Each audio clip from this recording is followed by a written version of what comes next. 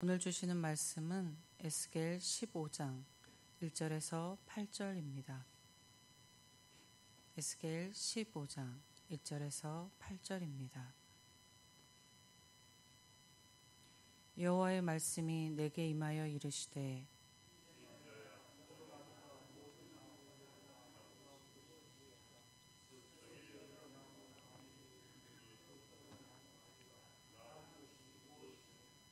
그 나무를 가지고 무엇을 제조할 수 있겠느냐?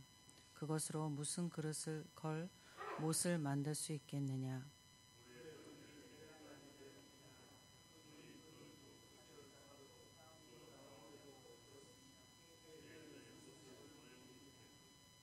그것이 온전할 때에도 아무 제조에 합당하지 아니하였거든. 하물며 불에 살라지고 탄 후에 어찌 제조에 합당하겠느냐?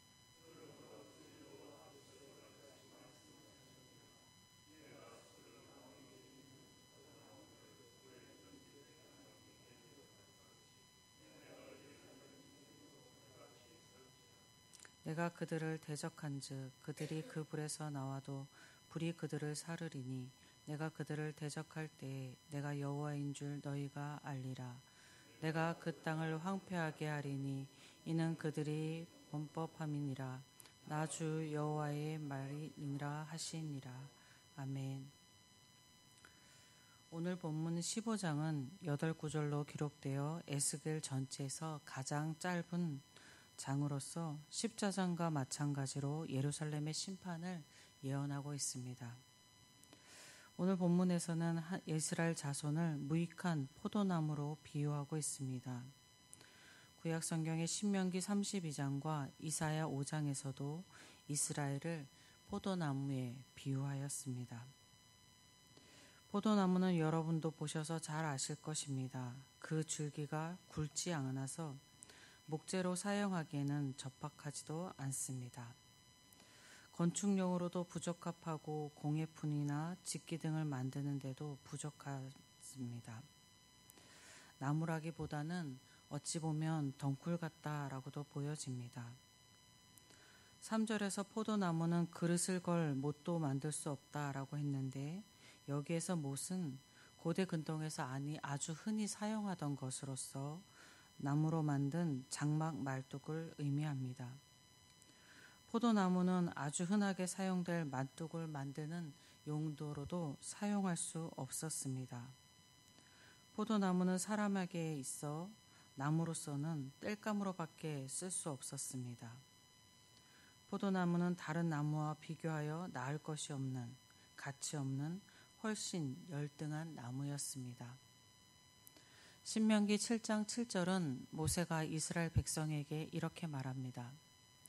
여호와께서 너희를 기뻐하시고 너희를 택하심은 너희가 다른 민족보다 수요가 많기 때문이 아니니라. 너희는 오히려 모든 민족 중에 가장 적으니라. 하나님께서 이스라엘 백성을 택하심은 이스라엘이 다른 민족보다 우월해서 선택한 것이 아니라는 것입니다. 이스라엘은 민족의 역사, 군사력, 정치력, 문화, 전통, 땅의 크기 등 여러 기준으로 볼 때에 주변의 애굽이나 바벨론 등 여러 민족들보다 나은 것이 하나도 없는 민족이었습니다. 이스라엘은 출애굽 이전에는 애굽에서 노예로 살던 그런 민족이었습니다.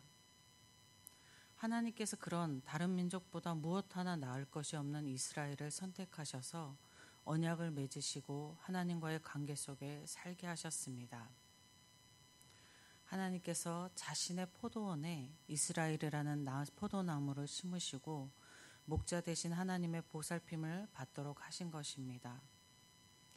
포도원의 나무는 목자의 보살핌 아래 열매를 맺으면 되었습니다. 포도원의 포도나무의 가치는 열매를 맺을 때에 그 가치가 드러나게 되는 것입니다.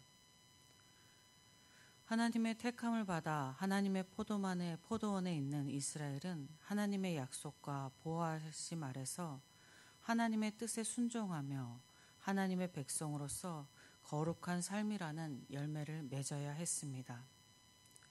그러나 이스라엘은 하나님의 포도원에서 나아가서 무익한 나무로 스스로 전락했습니다.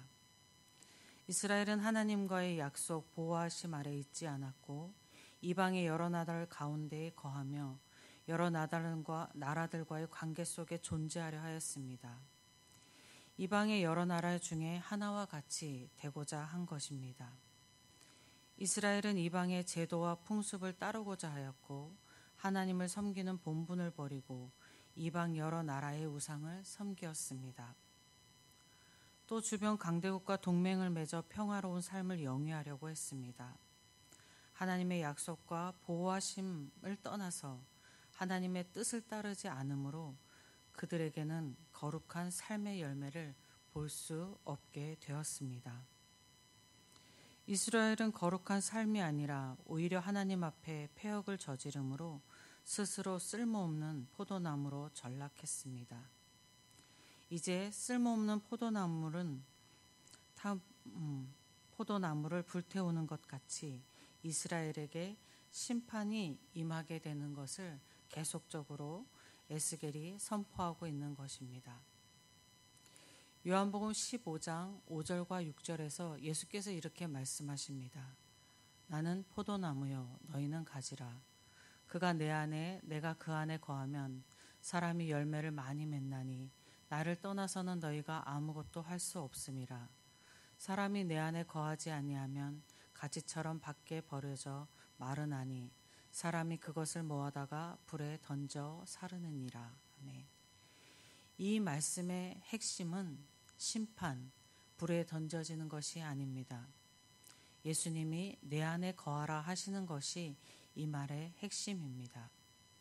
예수님 안에 하나님 안에 거하며 그 보호 아래서 하나님의 뜻에 순종하며 거룩한 삶의 열매를 맺으라는 것입니다. 세상의 사람들이 부와 명예, 권력을 누리는 삶이 가치 있다고 하지만 그 삶의 끝자락은, 그 삶의 끝은 모두 사망입니다. 하나님의 뜻에 순종하고 거룩한 삶의 열매를 맺는 그리스도인의 그 끝은 주님과 영원히 함께하는 영생입니다. 하나님께서 그리스도인을 다른 사람보다 우월하여서 부르심이 아닙니다. 전적인 하나님의 은혜로 부르셨고 하나님의 보호 아래 살도록, 하나님의 약속 안에 살도록 하나님의 포도 안에 그리스도인을 심으셨습니다. 우리 그리스도인도 하나님의 보호하심 아래서 하나님의 뜻을 따르며 거룩한 삶이라는 열매를 맺어야 합니다. 여러분의 삶에 하나님의 뜻에 순종하여 거룩한 삶의 열매가 많이 맺히시기를 주님의 이름으로 축복합니다. 여러분의 삶이 주님과 영원히 함께하는 영생의 삶의 길이시기를 주님의 이름으로 축복드립니다.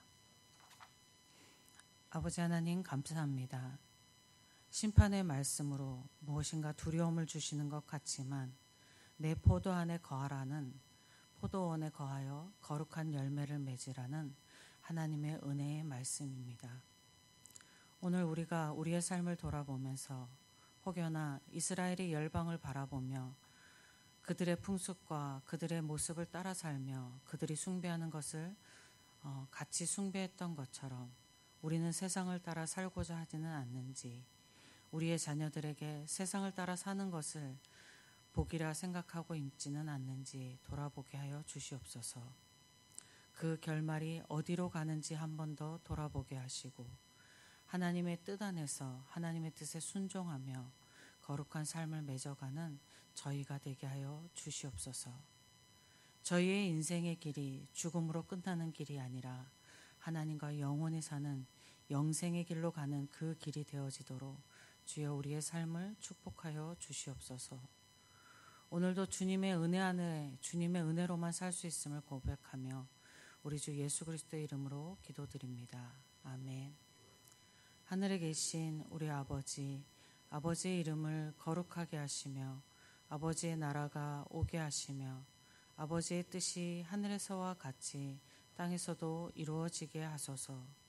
오늘 우리에게 일용할 양식을 주시고 우리가 우리에게 잘못한 사람을 용서하여 준 것 같이 우리 죄를 용서하여 주시고 우리를 시험에 빠지지 않게 하시고 악에서 구하소서.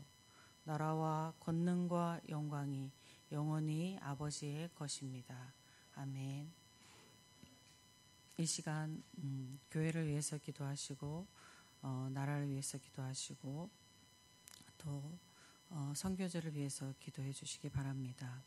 오늘 내일 유치부 성경학교가 있는데 유치부 성경학교를 위해서도 기도해 주시고 다음 세대를 위해서 기도해 주시기 바랍니다. 그리고 각자 가지고 나오신 기도 제목 가지고 기도하시겠습니다.